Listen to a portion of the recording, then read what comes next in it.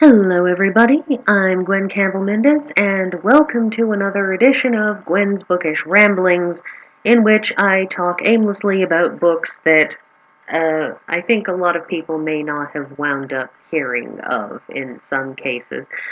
Um, so today I'm going to be talking about a book of nursery rhymes, partly because I kind of love nursery rhymes, but mostly because I loved the illustrations in this book.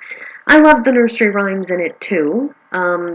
Several of them, as many nursery rhymes are actually songs, and I loved to sing as a kid. Today I can carry a tune in a bucket, but not much more than that. Um, but as I said, what I really loved about these was the pictures. I loved these illustrations, which were done by the husband or brother or something of the woman who compiled this collection. The illustrator's name is Eric Kincaid. The woman who compiled this was Lucy Kincaid.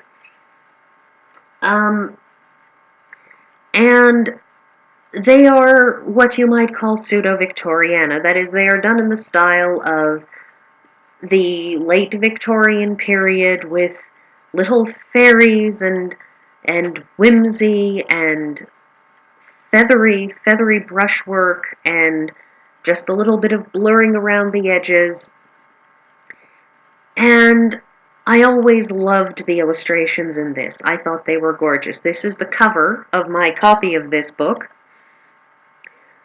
This is a book that was printed and published in the late 70s. But most of this stuff in it harkens back to the late 19th century, or at least in terms of the pictures and the style in the book.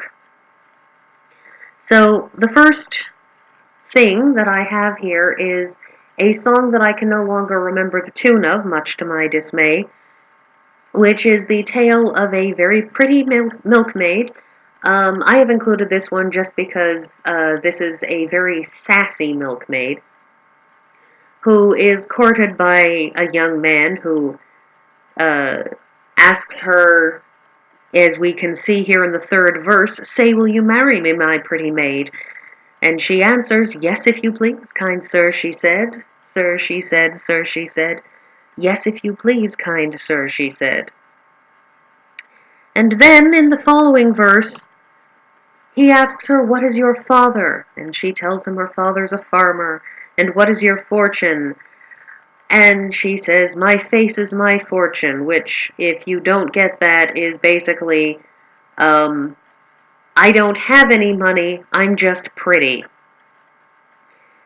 And at that point, he decides he can't marry her because she's poor, and her response is, "Well, nobody asked you." And that was a favorite of mine, and it amused the friend of mine who I consulted with when I was picking this book, because I was trying to pick which poems and which illustrations I would be showing.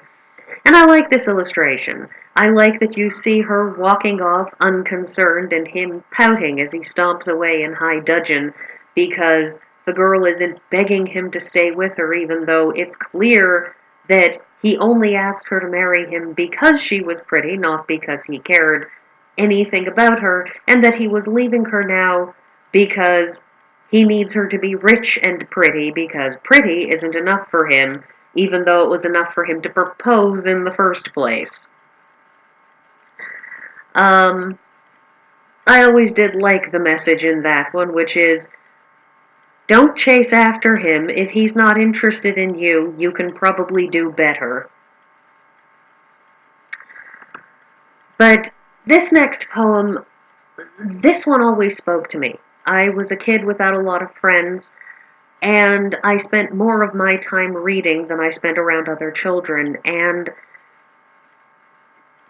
the way that this poem is very calm and very internalized, and, pardon the accidental wordplay, very reflective, is very well reflected in this lovely illustration above it. You look and you see these leafless trees and this pond, and the way it reflects this girl whose red dress just pops right out of the landscape.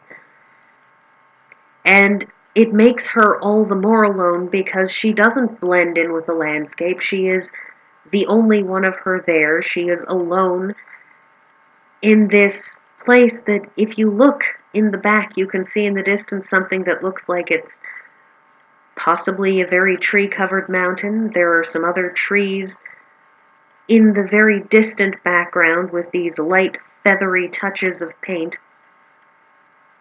And I loved this illustration, and I loved this poem.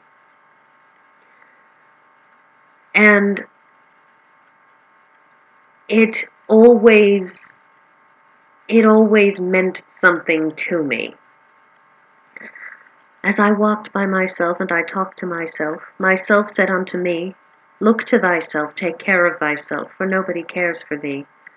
I answered myself and said to myself, in the selfsame repartee, Look to thyself, or not to thyself, the selfsame thing will be. And the way that this poem repeats the word self, I talk to myself, and myself said unto me, Thyself, thyself, and to get to the end, look to thyself or not to thyself, the self-same thing will be. It's very much about being in your own head and in your own mind and thinking about who you are, and I just love this page. This page alone has always made the whole book worth it for me. Not that there isn't more. As you saw in the last one, I always did love that one just because of the sass. But there's more. There's this one, which is a song that I actually still do remember. I love these romanticized pictures of farmers working in the fields. And I liked this song just because it's a nice little song. My father used to sing it to me as a lullaby. I think the children at the top are adorable and vaguely obnoxious because I don't really particularly like cherubic Victorian illustrations of children. But it's very, very nice and very, very pretty, and the arching lavender overhead complements the golden brown colors below, and I just love the pictures in this. And of course I loved this song, just because. Lavender's blue, diddle diddle, lavender's green. When I am king, diddle diddle, you shall be queen. Call up the old men, diddle diddle, set them to work. Some to the plow, diddle diddle, some to the car. Some to make hay, diddle diddle, some to thresh corn. Whilst you and I, diddle diddle, keep ourselves warm. And now we all know that I can carry a tune in a bucket, but not much more than that. So I talk about illustrations and I talk about detail, and this is a detailed illustration. This is a lovely portrait of an owl, because an owl, of all the gay birds that e'er I did see, the owl is the fairest by far to me, for all day long she sits in a tree, and when the night comes, away flies she. That one, of course, never did make all that much sense to me, because owls at night can be absolutely terrifying, but it's a lovely picture of an owl, and if you like owls, there you go, picture of an owl. One of the details in this picture that is constant throughout a lot of this book is the fact that there are, in a lot of these illustrations, little tiny fairies, and I will circle this one with my mouse, that you can see in corners and off to the side in many of these pictures. And I love this illustration for the slightly stylized nature of the leaves that we see in back, for the detailing on the owl, for the fact that there's still a little tiny fairy, that you have those little bits of grass in the hole in the tree trunk. And all of these things just make it a lovely, lovely illustration. It's just pretty, lovely, beautiful, even. My last picture, although not actually the last couple of poems, are of course the Dickory, Dickory, Dare, the pig flew up in the air, the man in brown soon brought him down, Dickory, Dickory, Dare, and Curly Locks, wilt thou be mine? These two poems are different poems about different topics and different people, but they're on the same page, which gives you the rather amusing impression that Curly Locks has dragged her giant beanbag chair cushion out into the field so she can sit next to the man in brown as he chases a flying pig. It's little things like that that make this book in many places very, very funny. Just because you have this woman who has apparently decided to sit outside surrounded by china and do her stitchery work next to, well, as I keep saying, the flying pig. It's a little attention getting, that pig. Also the fact that the man has a giant butterfly net for catching the pig with, and I'm not entirely certain why. Not that anybody is. One of the ones that I will not be showing you a picture of is one of the poems that does such an excellent job at one of the secondary roles that nursery rhymes have. Because nursery rhymes are, of course, about teaching children to read, because nursery rhymes are easy and you memorize them, and when you read the nursery rhyme, you see how words look on a page as compared to how they sound in your head when you've got the poem memorized. But, and of course, some poems, like Ring Around the Rosie, which were educational. Ring Around the Rosie being a poem that was originally about the Black Death and how to tell that you had it, ring around the rosy, how to hopefully stop it, pocketful of posy.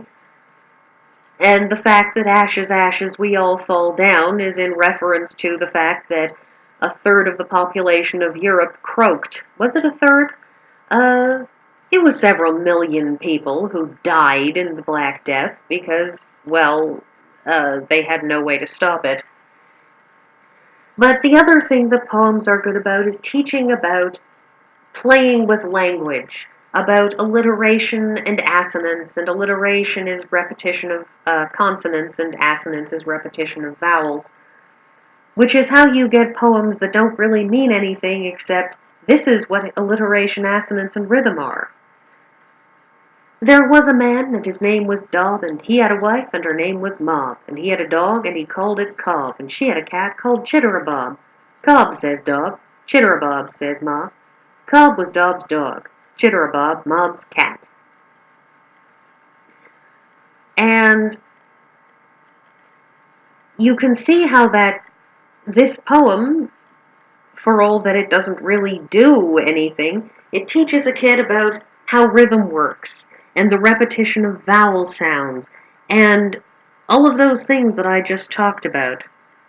So, if you can find this book and give it to your kids, I think you should, because I think it's a wonderful, wonderful book. And so thanks everybody for showing up and listening, and I hope you all have a good day.